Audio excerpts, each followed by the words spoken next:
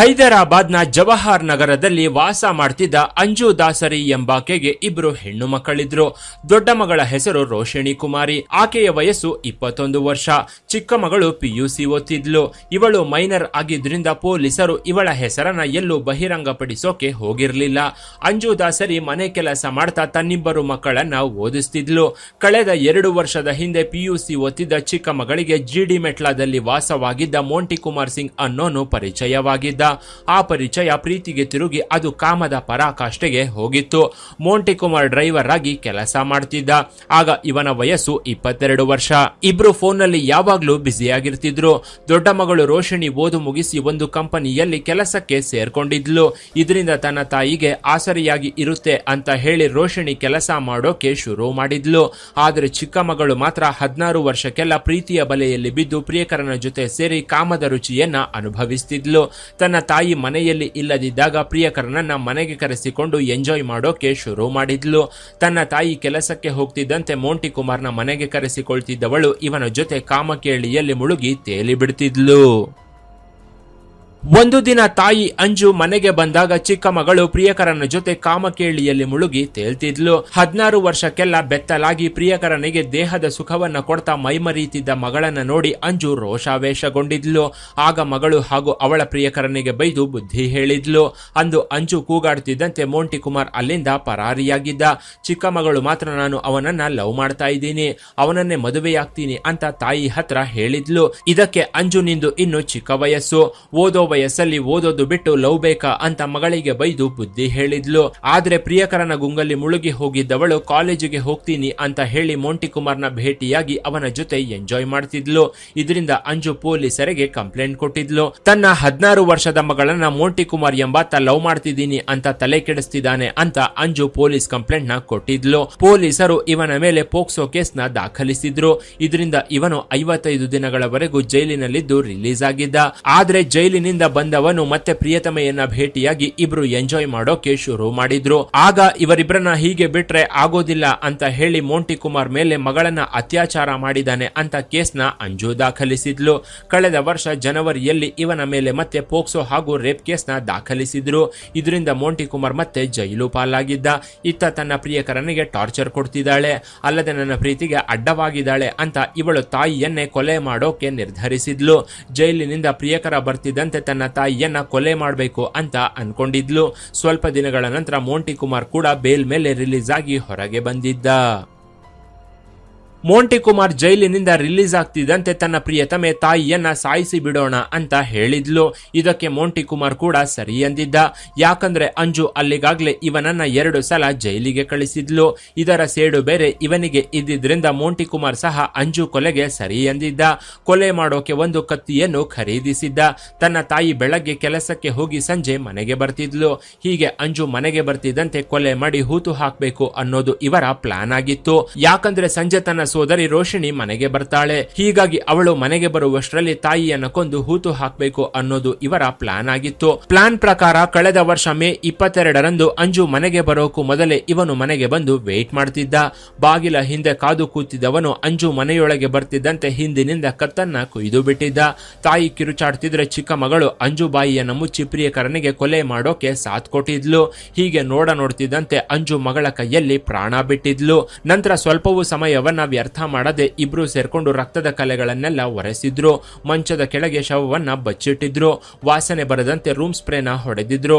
ಬಳಿಕ ಪ್ರಿಯಕರನ ಜೊತೆ ಸೇರ್ಕೊಂಡು ಇವಳು ಎಂಜಾಯ್ ಮಾಡೋಕೆ ಶುರು ಮಾಡಿದ್ಲು.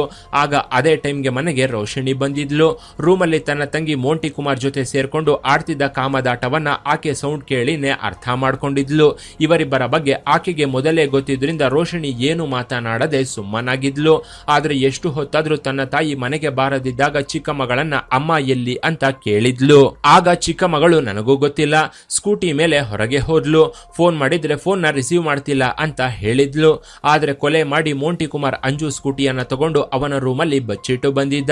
ಅಂದು ರಾತ್ರಿ ಸಹ ಶವವನ್ನ ಮುಚ್ಚಿಟ್ಟಿದ್ದ ಬೆಡ್ರೂಮ್ ಅಲ್ಲೇ ಇಬ್ರು ಸೇರ್ಕೊಂಡು ಎಂಜಾಯ್ ಮಾಡಿದ್ರು. ಇತ್ತ ಹಾಲಲ್ಲಿ ಮಲಗಿದ್ದ ರೋಶಿಣಿ ತಂಗಿಯ ಕಾಮದ ನರಳಾಟವನ್ನ ಕೇಳ್ತಾ ಮಲಗಿದ್ಲು. ಹೀಗೆ ರಾತ್ರಿ ಎಲ್ಲ ತನ್ನ ತಾಯಿಯ ಶವವನ್ನ ಮಂಚದ ಕೆಳಗೆ ಇಟ್ಕೊಂಡು ಇವಳು ಪ್ರಿಯಕರನ ಜೊತೆ ಎಂಜಾಯ್ ಮಾಡಿದ್ಲು. ಅಂದು ರಾತ್ರಿ ಕಳೆದು ಬೆಳಗಾದ್ರೂ ತಾಯಿ ಮನೆಗೆ ಬಾರದೆ ಇದ್ದಾಗ ದೊಡ್ಡ ಮಗಳು ಕಂಗಾಲಾಗಿದ್ಲು.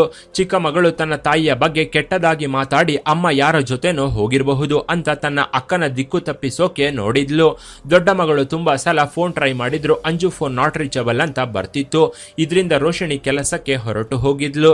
ಅಂದು ರೋಹಿಣಿ ಮನೆಗೆ ವಾಪಸ್ ಬರುವಷ್ಟರಲ್ಲಿ ಮಂಚದ ಕೆಳಗೆ ಇದ್ದ ತಾಯಿಯ ಶವವನ್ನ ಚಿಕ್ಕ ಮಗಳು ಹಾಗೂ ಅವಳ ಪ್ರಿಯಕರ ಮೋಂಟಿ ಕುಮಾರ್ ಸೇರ್ಕೊಂಡು ಗುಂಡಿ ತೋಡಿ ಹೂತು ಹಾಕಿದ್ರು. ಫೋನ್ ನ ಒಡೆದು ಹಾಕಿ ಅದೇ ಗುಂಡಿಯಲ್ಲಿ ಮುಚ್ಚಿ ಸಿಮೆಂಟ್ ಹಾಕಿ ನೀಟಾಗಿ ಪ್ಲಾಸ್ಟಿಂಗ್ ಮಾಡಿದ್ರು. ಮನೆಗೆ ಬಂದ ರೋಹಿಣಿ ಇದೇನು ಸಿಮೆಂಟ್ ಹೊಸದಾಗಿ ಹಾಕಿ ಪ್ಲಾಸ್ಟಿಂಗ್ ಮಾಡಿದ್ದಾರೆ ಅಂತ ಪ್ರಶ್ನಿಸಿದ್ಲು. ಇದಕ್ಕೆ ಇವಳ ತಂಗಿ ಮನೆಯಲ್ಲಿ ಇಲಿಗಳು ಜಾಸ್ತಿಯಾಗಿದ್ವು, ಹೀಗಾಗಿ ಮೋಂಟಿಗೆ ಹೇಳಿ ಫ್ಲೋರಿಂಗ್ ನ ಮಾಡಿಸಿದೀನಿ, ಅಲ್ಲದೆ ಇಲಿ ರಂಧ್ರಗಳು ಕೂಡ ಇಲ್ಲ ಅಂತ ಹೇಳಿದ್ಲು. ಇದರ ನಡುವೆ ಪದೇ ಪದೇ ತನ್ನ ತಾಯಿಗೆ ರೋಹಿಣಿ ಫೋನ್ ಮಾಡ್ತಾನೆ ಇದ್ಲು. ಹೀಗೆ ತನ್ನ ತಾಯಿಗೆ ಫೋನ್ ಮಾಡ್ತಿದ್ದ ರೋಹಿಣಿ ಮನಸ್ಸನ್ನ ಬದಲಾಯಿಸೋಕೆ ತಂಗಿ ಎಷ್ಟೋ ಸಲ ಟ್ರೈ ಮಾಡಿದ್ಲು. ಅಂಜು ಚಿಕ್ಕ ಮಗಳು ಪ್ರಿಯಕರನ ಜೊತೆ ಎಂಜಾಯ್ ಮಾಡ್ತಿದ್ರೆ ರೋಹಿಣಿ ಕೆಲಸಕ್ಕೆ ಹೋಗಿ ಮನೆಗೆ ಬರ್ತಿದ್ಲು. ಆದ್ರೆ ತಾಯಿ ಮನೆಯಲ್ಲಿ ಇಲ್ಲದೆ ಇದ್ದಿದ್ರಿಂದ ಗಾಬರಿಯಾಗಿದ್ಲು. ಅಲ್ಲದೆ ತಂಗಿಯ ಕಾಮಕೇಳಿಯನ್ನ ದಿನ ಕೇಳಿಸಿಕೊಂಡು ಮಲಗೋಕೆ ಆಗದೆ ಬೇಸತ್ತು ಹೋಗಿದ್ಲು. ಇದರಿಂದ ತಾನು ಕೆಲಸ ಮಾಡೋ ಜಾಗದಲ್ಲೇ ಇರಬೇಕು ಅಂತ ರೋಹಿಣಿ ಅಲ್ಲಿಗೆ ಶಿಫ್ಟ್ ಆಗಿದ್ಲು. ಇತ್ತ ಚಿಕ್ಕ ಮಗಳು ಮಾತ್ರ ಅದೇ ಮನೆಯಲ್ಲಿ ಇದ್ಕೊಂಡು ಪ್ರಿಯಕರನ ಜೊತೆ ಬೆಡ್ರೂಮ್ ಅಲ್ಲಿ ಎಂಜಾಯ್ ಮಾಡ್ತಾ ಮೈ ಮರೀತಿದ್ಲು. ಅಂಜು ಬದುಕಿದ್ದಾಗ ಮಕ್ಕಳಿಗಾಗಿ ಒಂದು ಚೀಟಿಯನ್ನ ಹಾಕಿದ್ಲು. ಆ ದುಡ್ಡಿಗಾಗಿ ಚಿಕ್ಕ ಮಗಳು ತನ್ನ ಪ್ರಿಯಕರನ ಜೊತೆ ಹೋಗಿ ಚೀಟಿ ಓನರ್ನ ದುಡ್ಡು ಕೊಡುವಂತೆ ಕೇಳಿದ್ಲು.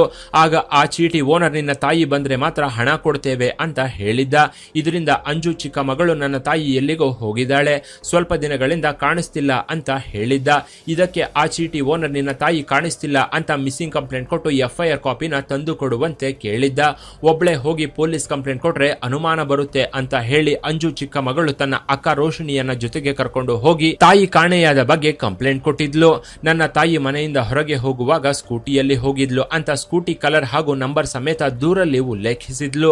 ಕಳೆದ ವರ್ಷ ಅಕ್ಟೋಬರ್ ನಲ್ಲಿ ರೋಹಿಣಿ ದೂರು ಕೊಟ್ಟಿದ್ಲು. ಪೊಲೀಸರು ಕೇಸ್ನ ದಾಖಲಿಸಿಕೊಂಡಿದ್ರು. ಮನೆಯಲ್ಲೇ ಶವವನ್ನ ಹೂತು ಹಾಕಿದ್ರಿಂದ ಪೊಲೀಸರಿಗೆ ಯಾವುದೇ ಕ್ಲೂ ಸಿಕ್ಕಿರಲಿಲ್ಲ. ಇತ್ತ FIR ಕಾಪಿ ಸಹಾಯದಿಂದ ಚೀಟಿ ಹಣವನ್ನ ಅಂಜು ಮಕ್ಕಳಿಬ್ರು ಹಂಚಿಕೊಂಡಿದ್ರು. ಆ ದುಡ್ಡಲ್ಲೇ ಚಿಕ್ಕ ಮಗಳು ಎಂಜಾಯ್ ಮಾಡ್ತಾ ಓಡಾಡ್ಕೊಂಡಿದ್ಲು. ಇಬ್ರು ಹೆಣ್ಣು ಮಕ್ಕಳೇ ಆಗಿದ್ರು. ಅದರಲ್ಲೂ ರೋಹಿಣಿ ಕೆಲಸ ಮಾಡ್ತಿದ್ರಿಂದ ಪೊಲೀಸರಿಗೆ ಇವರ ಮೇಲೆ ಅನುಮಾನ ಬಂದಿರಲಿಲ್ಲ. ಪೊಲೀಸರ ದಿಕ್ಕು ತಪ್ಪಿಸಿದ ಖುಷಿಯಲ್ಲೇ ಮೋಂಟಿ ಕುಮಾರ್ ಜೊತೆ ಇವಳು ಎಂಜಾಯ್ ಮಾಡ್ತಾ ಜೀವನವನ್ನ ಸಾಗಿಸ್ತಿದ್ಲು. ಇದೇ ಕ್ರಮದಲ್ಲಿ ಇವಳು ಪ್ರೆಗ್ನೆಂಟ್ ಕೂಡ ಆಗಿದ್ಲು. ಆಗ ಇವಳ ವಯಸ್ಸು ಕೇವಲ 17 ವರ್ಷವಷ್ಟೇ. ಇದರಿಂದ ಮೋಂಟಿ ಕುಮಾರ್ ಇವಳನ್ನ ಯಾದಗಿರಿ ಗುಟ್ಟಾಗಿ ಕರ್ಕೊಂಡು ಹೋಗಿ ಮದುವೆಯಾಗಿದ್ದ. ಬಳಿಕ ಇವಳು ಒಂದು ಮಗುವಿಗೂ ಜನ್ಮ ಕೊಟ್ಟಿದ್ಲು. ಇದರಿಂದ ಡ್ರೈವರ್ ಆಗಿ ಕೆಲಸ ಮಾಡ್ತಿದ್ದ ಮೋಂಟಿಗೆ ಆರ್ಥಿಕ ಸಂಕಷ್ಟಗಳು ಎದುರಾಗಿದ್ವು. ಆಗ್ಲೇ ತನ್ನ ಅತ್ತೆ ಅಂಜು ಗಾಡಿಯನ್ನ ಮಾರೋಕೆ ಮುಂದಾಗಿದ್ದ. ಇಲ್ಲಿಂದಲೇ ಈ ಕೇಸ್ಗೆ ಒಂದು ರೋಚಕ ಟ್ವಿಸ್ಟ್ ಸಿಕ್ಕಿತ್ತು. ತನ್ನ ಹೆಂಡತಿಯನ್ನ ಕರ್ಕೊಂಡು ಮೋಂಟಿ ಕುಮಾರ್ ಒಂದು ಸೆಕೆಂಡ್ ಹ್ಯಾಂಡ್ ಡೀಲರ್ ಹತ್ರ ಬೈಕ್ ಮಾರೋಕೆ ಹೋಗಿದ್ದ. ಆಗ ಆ ಬೈಕ್ ಡೀಲರ್ ಗಾಡಿ ನಂಬರ್ ನ ನೋಡಿ ಅದರ ಮೇಲೆ ಪೊಲೀಸ್ ಕೇಸ್ ಇರೋದನ್ನ ಗಮನಿಸಿದ್ದ. ಆ ಸ್ಕೂಟಿ ನಂಬರ್ ಮೇಲೆ FIR ಇದ್ದಿದ್ರಿಂದ ಆತ ಅಲರ್ಟ್ ಆಗಿದ್ದ. ಪೊಲೀಸ್ ಕೇಸ್ಗಳು ಇರೋ ಗಾಡಿಗಳನ್ನ ತಗೊಂಡ್ರೆ ನಾಳೆ ಒಂದು ದಿನ ಸಮಸ್ಯೆ ಆಗಬಹುದು ಅಂತ ಆತ ಗಾಡಿ ಖರೀದಿಸೋಕೆ ಹಿಂದೇಟು ಹಾಕಿದ್ದ. ಅಲ್ಲದೆ ಜವಾಹರ್ ನಗರದ ಪೊಲೀಸ್ ಸ್ಟೇಷನ್ ಅಲ್ಲಿ FIR ಇರೋದು ನೋಡಿ ಆ ಡೀಲರ್ ಮೋಂಟಿ ಕುಮಾರ್ ನ ಪ್ರಶ್ನಿಸಿದ್ದ. ಆದ್ರೆ ಅವನು ಏನೊಂದು ಉತ್ತರ ಕೊಡದೆ ತಡಬಡಾಯಿಸಿದ್ದ. ಇದರಿಂದ ಆ ಡೀಲರ್ಗೆ ಅನುಮಾನ ಬಂದು ಪೊಲೀಸರಿಗೆ ವಿಷಯವನ್ನ ತಿಳಿಸಿದ್ದ. ಪೊಲೀಸರು ಆ ಗಾಡಿ ನಂಬರ್ನ ನೋಡಿ ಶಾಕ್ ಆಗಿದ್ರು.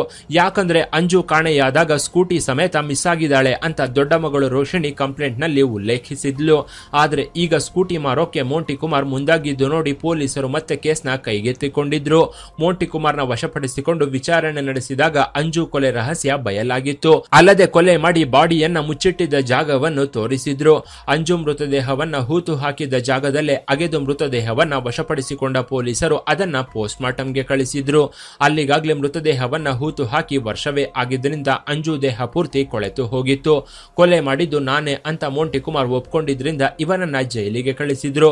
ಕೊಲೆಗೆ ಬಳಸಿದ್ದ ಕತ್ತಿ ಹಾಗೂ ಅಂಜು ಫೋನ್ ನ ಸಹ ಪೊಲೀಸರು ವಶಪಡಿಸಿಕೊಂಡಿದ್ರು. ಅಂಜು ಚಿಕ್ಕಮಗಳ ವಿರುದ್ಧವೂ ಪೊಲೀಸರು ಕೇಸ್ನ ದಾಖಲಿಸಿದ್ರು. ಇತ್ತ ತನ್ನ ತಂಗಿನೇ ತಾಯಿಯನ್ನ ಕೊಲೆ ಮಾಡಿಸಿದ್ಲು ಅಂತ ಗೊತ್ತಾಗಿ ರೋಹಿಣಿ ಶಾಕ್ ಆಗಿದ್ಲು. ಇದರಿಂದ ಆಕೆ ಆರೋಪಿಗಳಿಗೆ ತಕ್ಕ ಶಿಕ್ಷೆಯಾಗಬೇಕು ಅಂತ ಪೊಲೀಸರನ್ನ ಒತ್ತಾಯಿಸಿದ್ಲು. ಇನ್ನು ಈ ಕ್ರಿಮಿಗಳಿಗೆ ಯಾವ ರೀತಿ ಶಿಕ್ಷೆಯಾಗಬೇಕು ಅಂತ ನಿಮ್ಮ ಅಭಿಪ್ರಾಯವನ್ನ ಕಾಮೆಂಟ್ ಮಾಡಿ. ಕೆಳಗಿನ ಡಿಸ್ಕ್ರಿಪ್ಷನ್ ಬಾಕ್ಸ್ ನಲ್ಲಿ ವಾಟ್ಸ್ಆಪ್ ಚಾನೆಲ್ ನ ಲಿಂಕ್ ಕೊಡಲಾಗಿದ್ದು ಅದನ್ನ ಸಹ ಫಾಲೋ ಮಾಡಿ. ಇನ್ನಷ್ಟು ಇಂಟ್ರೆಸ್ಟಿಂಗ್ ವಿಡಿಯೋಗಳಿಗಾಗಿ ಚಾನೆಲ್ ನ ವಿಸಿಟ್ ಮಾಡಿ.